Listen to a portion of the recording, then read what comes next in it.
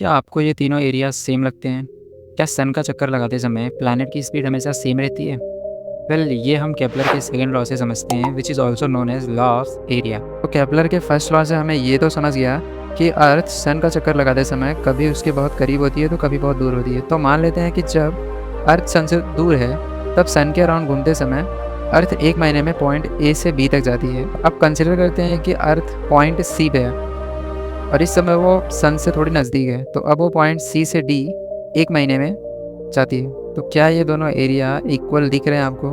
Well, surprisingly ये दोनों area equal हैं। तो सेकंड लॉ ये कहता है कि अगर मैं टाइम इंटरवल हमेशा इक्वल लेता हूँ, जैसे इन माय केस मैंने एक महीने बोला, तो वो जो एरिया कवर होता है वो हमेशा इक्वल ही होगा। Means the line joining earth to the sun sweeps equal area in equal interval of time.